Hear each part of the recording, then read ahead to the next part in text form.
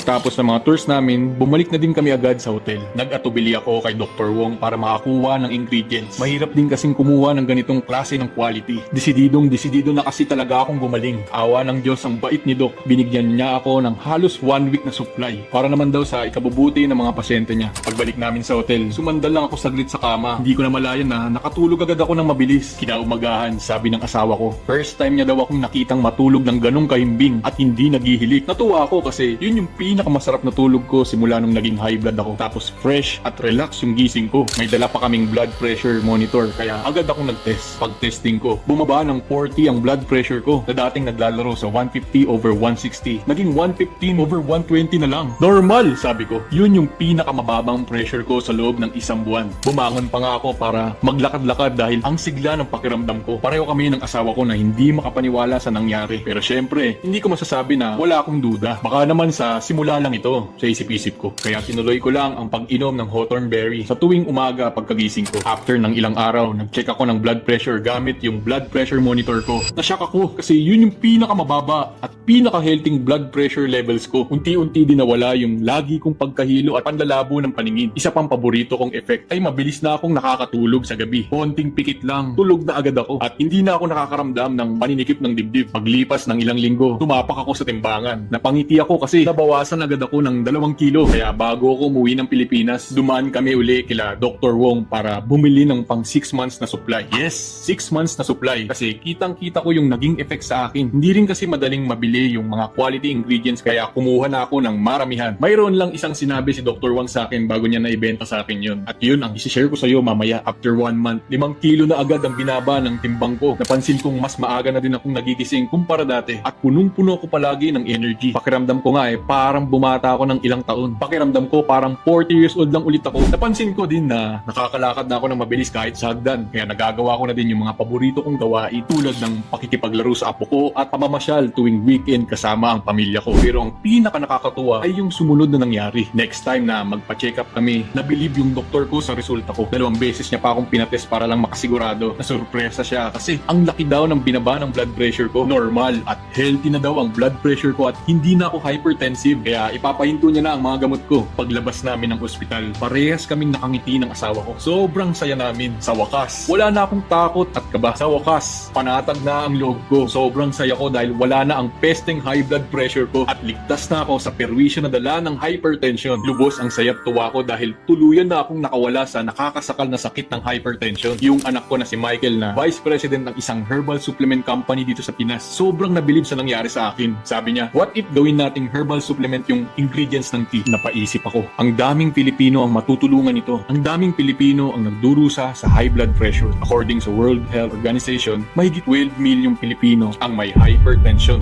Lalo pa yung nadadagdagan araw-araw. Naniniwala din ako na may dahilan bakit ko nakita itong solution na ito. Naniniwala ako na hindi gusto ng Panginoon na sarilinin ko lang itong kaalaman na ito.